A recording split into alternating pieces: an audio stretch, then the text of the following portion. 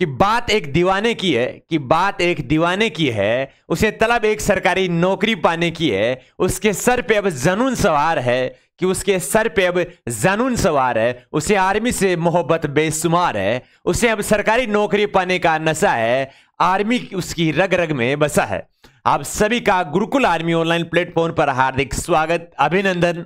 आप सभी का गुरुकुल आर्मी पर सभी का दोस्तों का एक बार फिर से स्वागत करता हूं और आशा करता हूं आप सभी स्वस्थ कुशल मंगल होंगे। आज का सेशन रहेगा बड़ा इंपॉर्टेंट रहेगा, क्योंकि इसमें जो करंट के क्वेश्चंस रहेंगे और जो जीके व जीएस के क्वेश्चंस रहेंगे, बड़े इंपॉर्टेंट क्वेश्चंस रहेंगे जो आने वाले एग्जाम की दृष्टि से अति महत्वपूर्ण होंगे और जो अभी तक पूछे गए, खासकर आर्मी और बीएसटीसी वालों के लिए खासकर मेन इंपॉर्टेंट आज का ये चैप्टर वाइज क्लास वाइज रहेगी। तो सभी बच्चों से निवेदन है, एक बार सेशन को दबा के शेयर कर दीजिए। बिना किसी देरी के क्लास का आगाज करते हैं।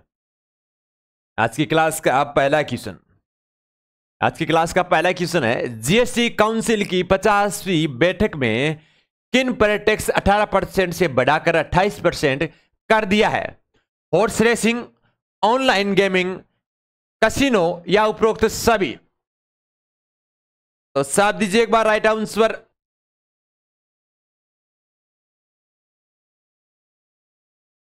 तो साफ दीजिए एक बार राइट ऑप्शन बिना किसी देरी के। देखते हैं इसका सबसे पहले राइट ऑप्शन कौन देता है। चार ऑप्शन आपके सामने, बिना किसी देरी के साफ दीजिए एक बार।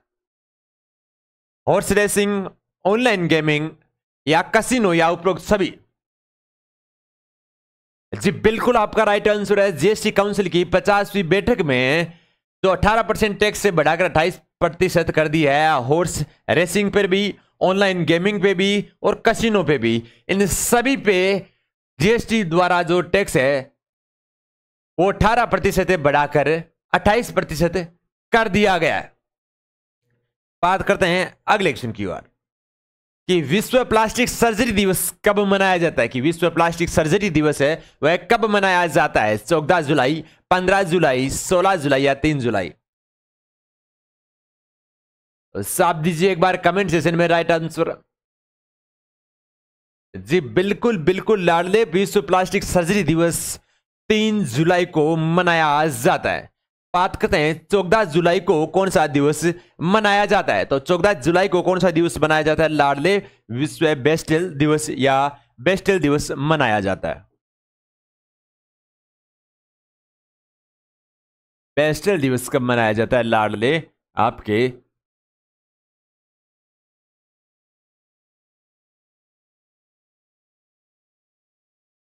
बेस्टल दिवस मनाया जाता है 14 जुलाई को। बात करते हैं इसके अलावा 15 जुलाई को। तो 15 जुलाई को कौन सा दिवस मनाया जाता है लाडले? विश्व युवा कौशल दिवस। कौन सा? विश्व युवा कौशल दिवस। विश्व युवा कौशल दिवस। साथ में लिखते जाइए, बड़े इंपोर्टेंट जो दिवस है वही आपको करवाया जाता है। बात करते हैं 16 जुलाई को। तो लाडले 16 जुलाई है, उसको विश्व सांप दिवस मनाया जाता है। कौन सा दिवस गुरुजी? विश्व सांप दिवस। विश्व सांप दिवस मनाया जाता है।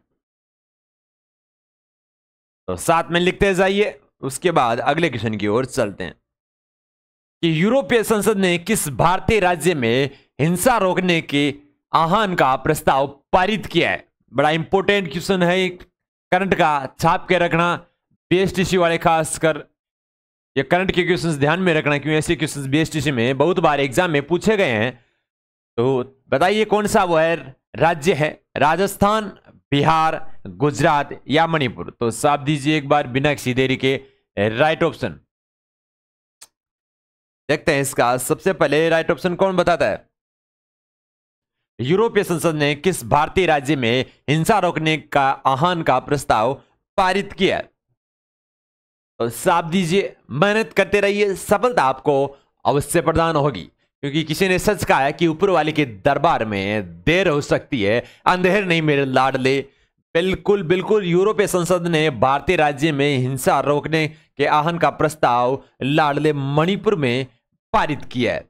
बात करते हैं नेक्स्ट क्वेश्चन की कि वैश्विक शांति सूचकांक 2023 में भारत का स्थान है कि वैश्विक शांति सूचकांक 2023 में भारत का स्थान कौन सा हुआ है। बड़ा इंपॉर्टेंट क्वेश्चन है, चाप के रखना इसको। आने वाले जो एग्जाम है एसएससी सीएचएसएल का अभी पेपर चल रहा है, एसएससी सीजीएल का पेपर अभी चल रहा है, तो वो खासकर ध्यान रखें। और जो जिनका एग्जाम बीएसटीसी का है 10 तारीख को, वो भी इसका खासकर ख्याल रखें इससे क्वेश्चंस का। तो वैश्विक शांति सूचकांक 2023 में भारत का स्थान कौन सा है, 125वां, 128वां, 150वां या 126वां? तो साफ दीजिए एक बार कमेंट सेक्शन में राइट आंसर। जी बिल्कुल बिल्कुल, भारत का वैश्विक शांति सूचकांक 2023 में भारत का स्थान 126वां है मेरे लाडले। बात करते हैं नेक्स्ट क्वेश्चन की कि राष्ट्रीय उपभोक्ता विवाद निवारण आयोग एनसीडीआरसी का अध्यक्ष किसे चुना है? राष्ट्रीय उपभोक्ता विवाद निवारण आयोग का अध्यक्ष है वो किसे चुना है? जस्टिस एपी शाही, जस्टिस दीपक कुमार, जस्टिस रमेश सिन्हा या जस्टिस अजय अग्रवाल? तो साफ दीजिए एक बार कमेंट सेक्शन में राइट ऑप्शन। 4 ऑप्शन आपके सामने, राइट ऑप्शन कमेंट सेक्शन में साफ दीजिए बिना किसी देरी के। देखते हैं इसका सबसे पहले राइट ऑप्शन कौन बताता है मेरे लाडले, एक बार कमेंट सेक्शन में जरूर छापे। जी बिल्कुल बिल्कुल, अंकुर, रोहित, सोहटी, बिल्कुल गुड मॉर्निंग, गुड मॉर्निंग जी। राष्ट्रीय उपभोक्ता विवाद निवारण आयोग का अध्यक्ष लाडले जस्टिस एपी शाही को चुना गया है हाल ही में। बात करते हैं नेक्स्ट क्वेश्चन की कि पुस्तक कलर्स ऑफ डिवोशन, बड़ा इंपॉर्टेंट क्वेश्चन रहेगा ये सबके लिए कि पुस्तक है कलर्स ऑफ डिवोशन के लेखक कौन है। बहुत बार एग्जाम में ये देखने को मिला था क्वेश्चन। तो मैग्नेस्तीस कौटिल्य, अनिता भरत साहा या निर्मला सीतारमण? तो साफ दीजिए एक बार राइट ऑप्शन। पुस्तक कलर्स ऑफ डिवोशन के लेखक कौन है? तो साफ दीजिए एक बार कमेंट सेक्शन में राइट ऑप्शन बिना किसी देरी के। देखते हैं इसका सबसे पहले राइट ऑप्शन कौन बताता है।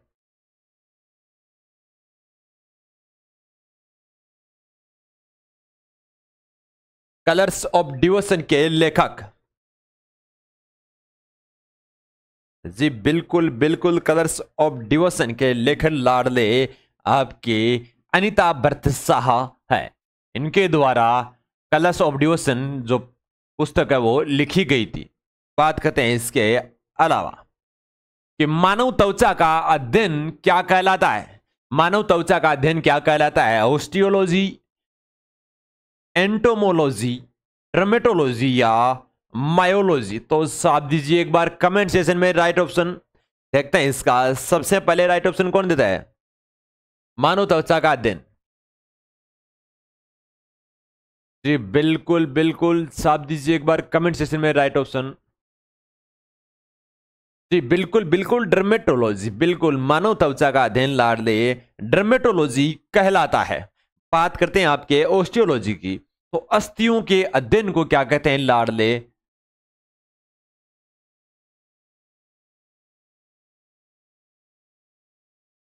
अस्थियों के अध्ययन को,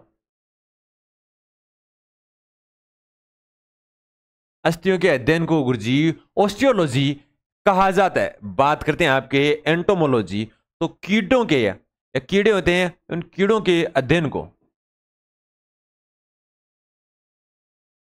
उन कीड़ों के अध्ययन को क्या कहते हैं लाडले? आपके एंटोमोलॉजी कहते हैं। बात करते हैं आपके बायोलॉजी की, तो मांसपेशियों के अध्ययन को किसके गुरुजी? मांसपेशियों के, मांसपेशियों के अध्ययन को लाडले क्या कहा जाता है? आपके मायोलॉजी कहा जाता है।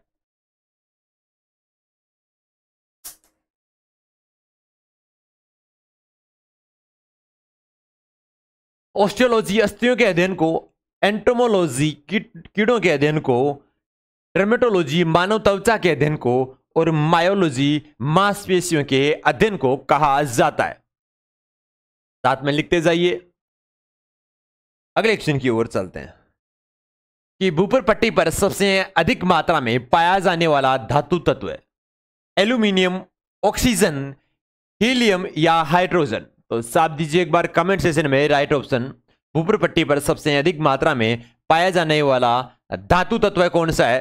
राइट ऑप्शन कमेंट सेशन में साफ दीजिए।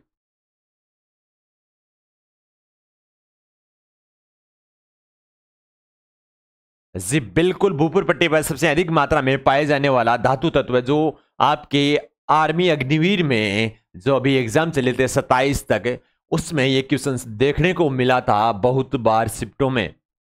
तो साफ दीजिए एक बार कमेंट सेशन में राइट ऑप्शन। भूपुर पट्टी पर सबसे अधिक मात्रा में पाया जाने वाला तत्व कौन सा है?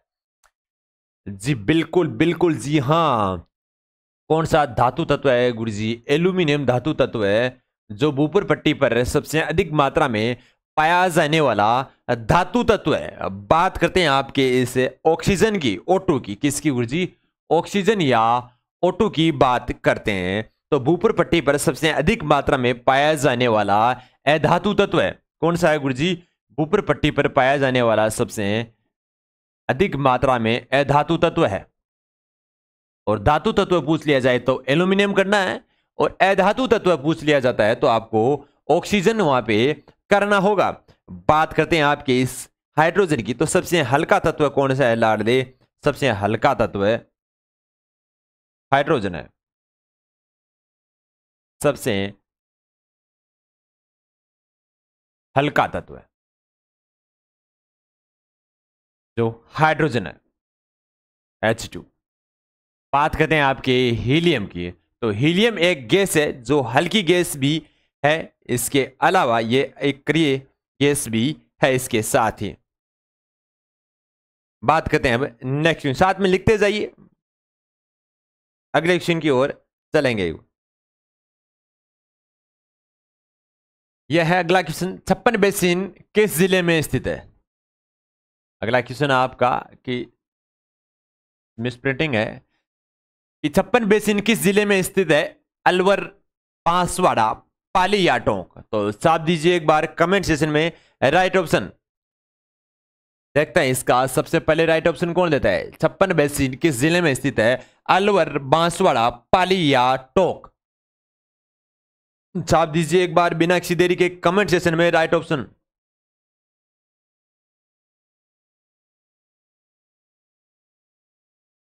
जी बिल्कुल बिल्कुल, जी हाँ बिल्कुल, बांसवाड़ा में। कहां है गुरुजी? राजस्थान के बांसवाड़ा में छप्पन बेसिन स्थित है। बात करते हैं इसके अलावा, इसमें अगर पूछ लिया जाए आपको, तो अगर सीएम का पूछा जाए तो आप सभी को पता होगा राजस्थान के सीएम कौन है? श्री अशोक गहलोत जी। कौन है? अशोक गहलोत, जिन्होंने हाल ही में जो करोड़ों कमाओ योजना चालू की गई थी, जिसमें क्या होता कि सोशल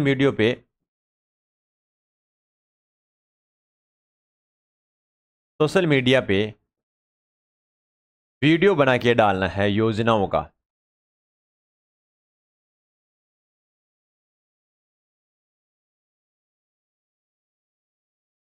योजनाओं का वीडियो बना के सोशल मीडिया पे डालना है और रोज कमा सकते हो आप लाखों रुपए। ये स्कीम किस राज्य के सीएम ने लागू की है गुरुजी? वो राजस्थान के सीएम ने लागू की है। बात करते हैं इसके अलावा अगले क्वेश्चन की ओर कि अरावली पर्वतमाला की कुल लंबाई कितनी है? 500 किलोमीटर, 550, 600 या 692? तो साथ दीजिए एक बार कमेंट सेशन में राइट ऑप्शन। देखते हैं इसका सबसे पहले राइट ऑप्शन कौन देता है। अरावली पर्वतमाला की कुल लंबाई 500, 550, 600 या 692? आप दीजिए एक बार कमेंट सेशन में राइट ऑप्शन। देखते हैं इसका सबसे पहले राइट ऑप्शन कौन देता है। जी बिल्कुल, अरावली पर्वतमाला की जो कुल लंबाई है लाडले वह 692 किलोमीटर है। बात करते हैं नेक्स्ट क्वेश्चन की कि राजस्थान की एकमात्र नदी जो अंतरराज्यीय सीमा बनाती है, बनास, लूनी, चंबल या बेड़च? तो साफ दीजिए एक बार कमेंट सेशन में कि राजस्थान की एकमात्र ऐसी नदी है जो अंतरराज्यीय सीमा बनाती है, बनास, लूनी, चंबल?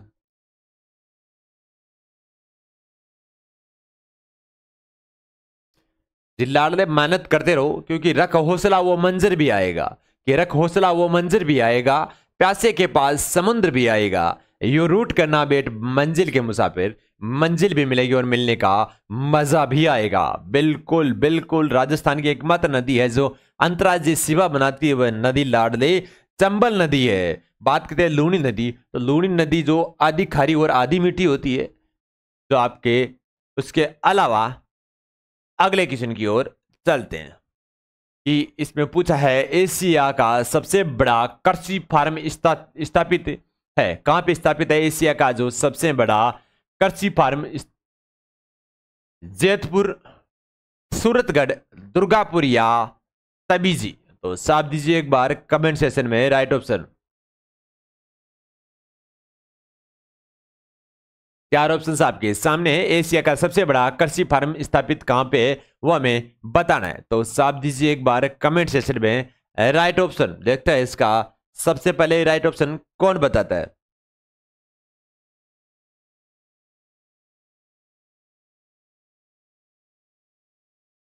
बिल्कुल बिल्कुल, सूरतगढ़ गंगानगर। कहां पे है गुरुजी? सूरतगढ़ गंगानगर में।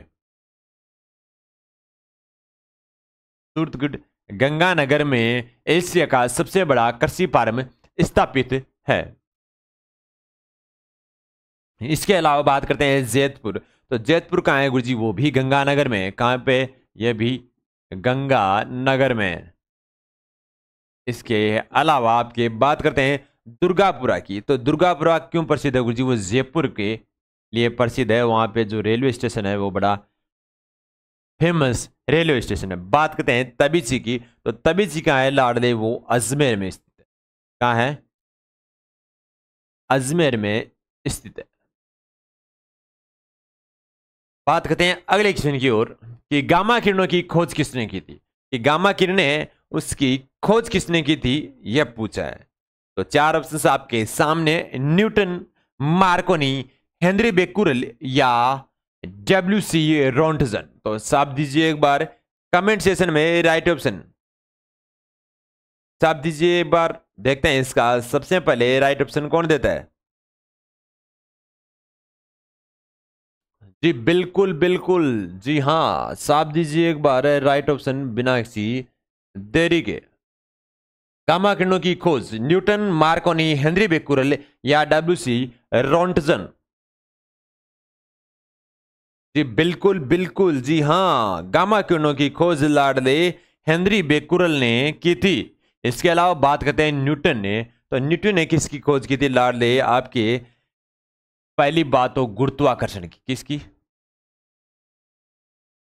गुरुत्वाकर्षण की खोज किसने की थी लाडले? वो भी आपके न्यूटन ने की थी। इसके अलावा आपकी जो दृश्य किरणें हैं, किसकी गुरुजी? दृश्य किरणों की खोज भी, दृश्य किरणों की खोज भी लाडले आपके न्यूटन ने की थी। इसके अलावा बात करते हैं आपके इससे डब्ल्यू.सी. रोंटसन ने, तो डब्ल्यू.सी. रोंटसन ने किसकी खोज की थी लाडले? आपके अक्स किरणों की खोज की थी। अक्स किरणों की खोज किसने की थी?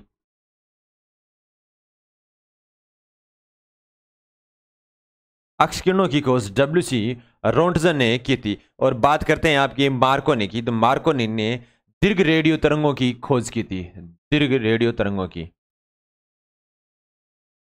दीर्घ रेडियो तरंगों की खोज, दीर्घ रेडियो तरंगों की खोज किसने की थी गुरुजी? मार्को ने की थी। न्यूटन ने गुरुत्वाकर्षण प्लस दृश्य किरणों की खोज की थी। मार्को ने दीर्घ रेडियो तरंगों की खोज की थी। हेनरी बेकुरल ने गामा किरणों की खोज की थी। और डब्ल्यू.सी. रोंटसन ने अक्स किरणों की खोज की थी। तो लिख लीजिए एक बार, मेहनत करते रहो, सफलता आपको अवश्य प्रदान होगी। एक बार स्क्रीनशॉट ले लीजिए, उसके बाद आगे की ओर चलेंगे। लाडले ध्वनि की चाल सबसे कम होती है, कि ध्वनि की चाल सबसे कम होती है गैस में, हवा में, जल में या निर्वात में? तो साफ दीजिए एक बार कमेंट सेशन में राइट ऑप्शन।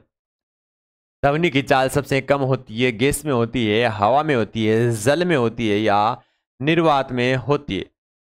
तो साफ दीजिए एक बार कमेंट सेशन में राइट ऑप्शन। देखते हैं इसका सबसे पहले राइट ऑप्शन कौन बताता है।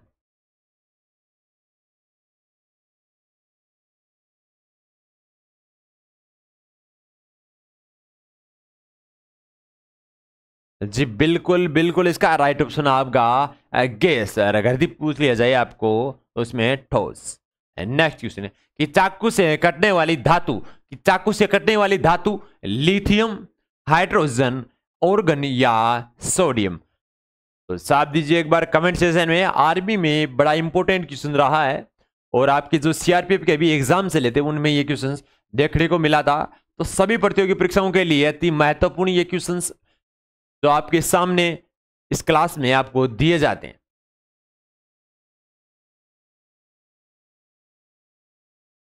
साथ दीजिए एक बार कमेंट सेक्शन में। चाकू से काटने वाली धातु,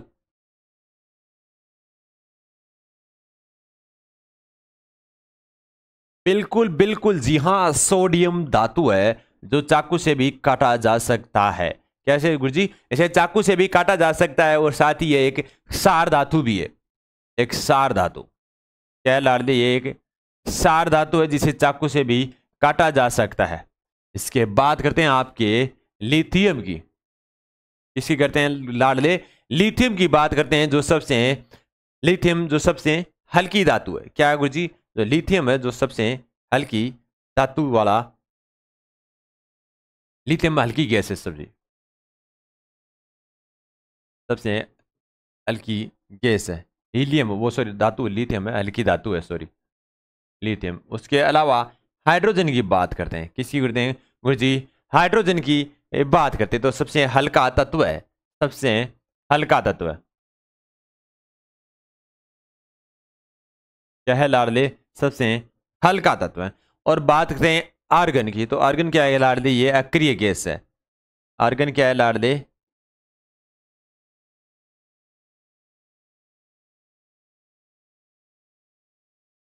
अक्रिय गैस। साथ में लिखते जाइए। जी बिल्कुल, चाकू से काटने वाली धातु लाडले सोडियम है जिसको चाकू से काटा जा सकता है। ये एक सार धातु भी है। ऑर्गन एक अक्रिय गैस है। हाइड्रोजन एक हल्का तत्व है और लिथियम एक हल्की धातु है। हीलियम वो गैस है, हल्की गैस होती है हीलियम। जी बिल्कुल। अगले क्वेश्चन की ओर चलते हैं कि रेशम कीट का अध्ययन किसमें किया जाता है, या फिर ऐसा बोल सकते हैं कि रेशम कीट का अध्ययन को क्या कहा जाता है। तो चाप दीजिए एक बार कमेंट सेक्शन में कि सेरिकल्चर, एपीकल्चर, फाइकोलॉजी या फ्लोरिकल्चर। चाप दीजिए एक बार कमेंट सेक्शन में राइट ऑप्शन।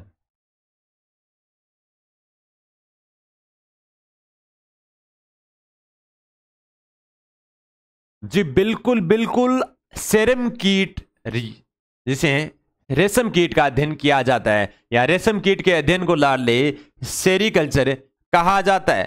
बात करते हैं एपीकल्चर की, तो लाडले एपीकल्चर में मधुमक्खी पालन क्या किया जाता है लाडले? मधुमक्खी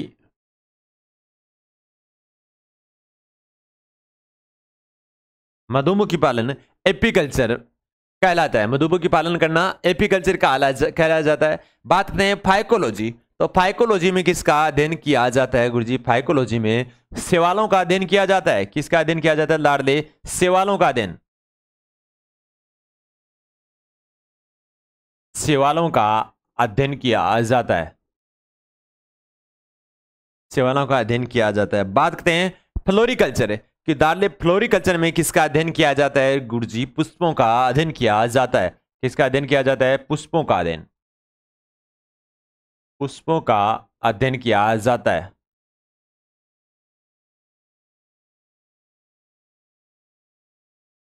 पुष्पाभाव साला झुकेगा नहीं। पुष्पों का अध्ययन लाडले फ्लोरिकल्चर, फाइकोलॉजी में शैवालों का अध्ययन, एपीकल्चर में मधुमक्खी पालन का अध्ययन और सेरिकल्चर में रेशम कीट का अध्ययन किया जाता है। तो साथ में लिखते जाइए, स्क्रीनशॉट ले लीजिए। उसके बाद अगले क्वेश्चन की ओर चलेंगे। एक बार स्क्रीनशॉट ले लीजिए सभी बच्चे। जी बिल्कुल। अब नेक्स्ट क्वेश्चन की ओर चलते हैं कि लोहे की जंग लगने की प्रक्रिया क्या कहलाती है? कि लोहे पे जो जंग लगता है उस जंग लगने की प्रक्रिया क्या कहलाती है? ऑक्सीकरण, अवकरण, अवशोषण या द्रव्यमान। तो साफ दीजिए एक बार कमेंट सेशन में बिना किसी देरी के। देखते हैं इसका सबसे पहले राइट ऑप्शन कौन देता है।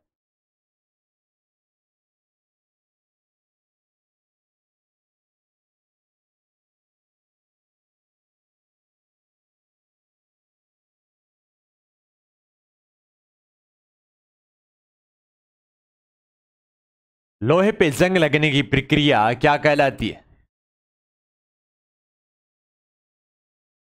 जी बिल्कुल, लोहे पे जंग लगने की प्रक्रिया लाडले ऑक्सीकरण कहलाती है। क्या कहलाती है गुरुजी? ऑक्सीकरण कहलाती है। और जो जंग लगने के दौरान जो लोहा है पानी की उपस्थिति में, क्या किसकी उपस्थिति में लाडले? पानी की उपस्थिति में ऑक्सीजन से जुड़ जाता है या ऑक्सीजन से क्रिया कर लेता है। तो जंग लगने के दौरान लोहा पानी की उपस्थिति में ऑक्सीजन के साथ जुड़ जाता है और यह जंग लगने की प्रक्रिया होती है। बात करते हैं नेक्स्ट क्वेश्चन की। अगला क्वेश्चन बड़ा इंपॉर्टेंट रहेंगे अब आपके रीजनिंग के क्वेश्चंस। जी हाँ, रीजनिंग के क्वेश्चंस जिसमें अलग अलग टाइप के क्वेश्चंस मिलेंगे आपको कि 9:20 का दर्पण समय क्या होगा, कि 9:20 है उसका दर्पण समय क्या होगा? 2:40, 3:40 या 3:30 या 2:20? तो चाप दीजिए एक बार कमेंट सेशन में बिना किसी देरी के। जी बिल्कुल, रीजनिंग के क्वेश्चंस बड़े इंपॉर्टेंट रहेंगे, चाहे वो आपके बीएसएससी की दृष्टि से देख लीजिए, चाहे आपके दिल्ली पुलिस की दृष्टि से देख लीजिए, चाहे आपके आरपीएफ की दृष्टि से देख लीजिए। रीजनिंग के क्वेश्चंस हर एग्जाम में पूछे जाते हैं और वही क्वेश्चंस आपको दिए जाते हैं जो एग्जाम में बार बार रिपीटेड होते हैं। रीजनिंग में लगभग जो 10 टॉपिक है उनमें से सबसे ज्यादा क्वेश्चंस पूछे जाते हैं, जिसमें आपको लगभग 4-5 टॉपिक से आपको करवा दिया है लगभग, और 2 क्लास से पहले भी हमने 2 टॉपिक अपनी क्लास करा रखे हैं हमने रीजनिंग की, तो वहां पे जाकर भी देख सकते हो। तो 9:20 का दर्पण समय क्या होगा लाडले? हमने बताया था कि 9:20 अगर अपन देखेंगे तो दर्पण से द से क्या बना गुरुजी? दायां का बाएं, बाएं का दाएं। तो लाडले अगर वैसे करना है तो आपको डायग्राम बनाने पड़ेगा, उसके बाद में आपको दाएं का बाएं, बाएं का दाएं करना पड़ेगा। और अगर आप सीधा तरीके से सूत्र से निकालते हो तो 11:60 में से जो टाइम दिया है उसको माइनस कर देना। हमें ये हमने ट्रिक सीखी थी ताकि आपको ज्यादा टाइम ना लगे। तो 60 में से 20 गए लाडले, 40 बचे। ठीक है, बात करते हैं 11 में से 2 गए तो लाडले वो 11 में से 9 गए, 2 बचे, तो 2:40 आपका राइट ऑप्शन होगा। तो लाडले राइट ऑप्शन होगा आपका 2:40। ठीक है, अगर हमें ऐसा नहीं पता है तो एक बार उस घड़ी से भी पता लगा लेते हैं। अगर किसी के डाउट है कि नहीं हमें ऐसा नहीं है समझ में, तो एक बार घड़ी से और पता लगा लेते हैं। ठीक है, टाइम क्या हुआ है गुरुजी? उसमें 9:20 का दिया हुआ है, तो 9 से थोड़ा सा ऊपर रहेगा घंटे वाली सुई, और जो मिनट वाली है वो 9:20 पे रहेगी लाडले। यहाँ पे 5, 10, 15 और 20 4 पे रहेगी। अब इसमें ये मिनट वाली सुई है, ये घंटे वाली सुई है। अब दाएं का बाएं पूछा है तो लाडले यहाँ पे आपको पता होगा कि 2:00 पे ये होगा दाएं का बाएं। 9 यहाँ पे 3 ऊपर होगा, सॉरी, क्योंकि हमने थोड़ा नीचे से लिख दिया, क्योंकि 3 बराबर में आ जाता है। यहाँ पे 9 के बराबर में 3 रहता है, और यहाँ पे 8 के बराबर यहाँ पे रहता है 4, और जो 5 और 6 रहते हैं यहाँ पे। तो नीचे बराबर में 6 रहेंगे, यहाँ पे 5 रहेंगे, यहाँ पे 4 रहेंगे। तो बराबर 3 से थोड़ा सा ऊपर रहेगा ये, क्योंकि यहाँ पे 9 है तो बीचों बीच से काटा जाएगा। देखा जाए तो 9 से थोड़ा सा ऊपर लेने पे यहाँ पे ये यहाँ पे ऐसा आएगा। ठीक है, तो आपकी जो घंटे वाली सुई है वो तो दाएं की बाएं चली जाएगी। और बात करते हैं ये मिनट वाली सुई, ये मिनट वाली उधर चली जाएगी। तो 6 बीचों बीच है भाग काटने पे, तो एक को छोड़ के अगली पे है यहाँ पे, क्योंकि यहाँ पे है 40 पे, तो 40 मिनट देर 20 मिनट 9:20 देर की सॉरी, तो 40 पे होगी मिनट की सुई। तो एक को छोड़ के अगली है, तो यहाँ पे एक को छोड़ के अगली पे ले आए तो ये मिनट वाली आएगी यहाँ पे। ठीक है, तो यहाँ पे 40 पे आती है, कितनी मिनट हो जाती है गुरुजी? 40 हो जाती है। 8 पे आती है, 40 मिनट हो जाती है। और सुई आपको जो 3 और 2 से बीच में है, तो 2:00 आपकी 40 मिनट इसमें घड़ी में बता रही है, और 2:40 अपना सूत्र से टाइम आ रहा है। तो राइट ऑप्शन आपका ऑप्शन एकदम करेक्ट आंसर होगा। तो इतना हमें टाइम खपाना नहीं है, क्योंकि एग्जाम में बहुत टाइम लिमिटेड रहता है, तो सूत्र से ही हमें करना है। तो सूत्र से 11:60 में से माइनस कर देना है, और जो आपका आंसर आएगा एकदम राइट आंसर आएगा। बात करते हैं नेक्स्ट क्वेश्चन की कि हिंदू मुस्लिम धर्म का वैनारिक बताइए। 4 ऑप्शन आपके सामने, हिंदू मुस्लिम और धर्म का। ऑप्शन, बाय ऑप्शन, स ऑप्शन या द ऑप्शन। तो चाप दीजिए एक बार कमेंट सेशन में राइट ऑप्शन। जी बिल्कुल, देख लेते हैं। हिंदू धर्म, अगर हिंदू अलग कर दिया, मुस्लिम अलग कर दिया और धर्म अलग कर दिया तो नहीं बैठेगा, क्योंकि मुस्लिम और हिंदू दोनों एक धर्म है। इसमें ये देखते हैं कि इसमें अगर एक को धर्म मान लिया, हिंदू मुस्लिम एक हो गए, या हिंदू इसके अंदर हो गया तो ये भी नहीं बैठेगा। अगर इसमें देखा जाए तो अगर सही ऑप्शन में देख लेते हैं कि सबसे बाहर वाला को मान लिया चलो ठीक है धर्म, अंदर वाले को एक को ले लिया मुस्लिम और एक को ले लिया लाड़ दे हिंदू, तो ठीक है मान लिया, क्यों नहीं, क्योंकि हिंदू भी एक धर्म है, मुस्लिम भी एक धर्म है। बात करते हैं इसके अलावा कि हिंदू एक अलग धर्म है, मुस्लिम एक अलग धर्म, दोनों अलग अलग है, तो इसका राइट ऑप्शन होगा आपका स ऑप्शन आपका राइट ऑप्शन होगा। उसके अलावा अगले क्वेश्चन की बात करते हैं कि 6, 12, 20 का राइट ऑप्शन क्या होगा, ये हमें बताना है। 6, 12, 20 का राइट ऑप्शन, तो चाप दीजिए एक बार कमेंट सेशन में राइट ऑप्शन। 22 होगा, 25 होगा, 30 होगा या 36 होगा, हमें राइट ऑप्शन बताना है। यहाँ पे कौन सा आएगा, श्रृंखला जो क्रम चल रही है उसके हिसाब से एक बार मेहनत करते रहिए, कॉपी पेन उठा लीजिए, देखते हैं कौन कौन इसका राइट आंसर देता है।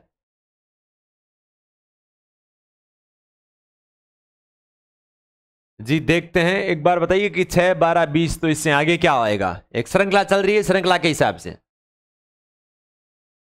जी हाँ, थोड़ा सा घुमावदार क्वेश्चन है ये, इंटरेस्टिंग क्वेश्चन है, एग्जाम में ऐसे ही क्वेश्चन पूछे जाते हैं लाडले।